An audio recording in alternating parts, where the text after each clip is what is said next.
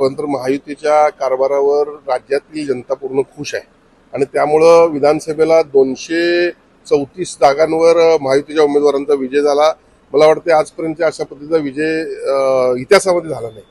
ज्या पद्धतीने विधानसभेला निकाल लागलेला आहे त्याच पद्धतीने आज स्थानिक स्वराज्य संस्थांच्या निवडणुका ज्या आहेत, महानगरपालिका, नगरपालिका पंचायत, तुम्हाला सांगतो जिल्हा परिषद, या सगळ्या निवडणुकांमध्ये आमच्याकडे येणाऱ्या उमेदवारांचा ओघ त्यामुळे वाढलेला आहे. पहिल्या टप्प्यातले प्रवेश आम्ही घेतलेले आहेत. 14 स्टँडिंग नगरसेवकांनी त्यामध्ये प्रवेश केलेला आहे. जवळपास माजी 3-4 महापौर होते. अनेक त्या ठिकाणी मान्यवरांनी शहरातल्या शिवसेनेमध्ये प्रवेश केलेला आहे.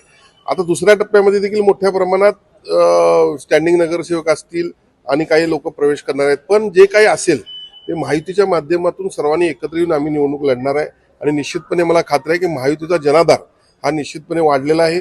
पुढच्या काळामध्ये देखील आपल्याला स्थानिक स्वराज्य संस्थांमध्ये महायुतीच्याच जागा किंवा महायुतीची सत्ता आल्याचं आपल्याला दिसून येईल.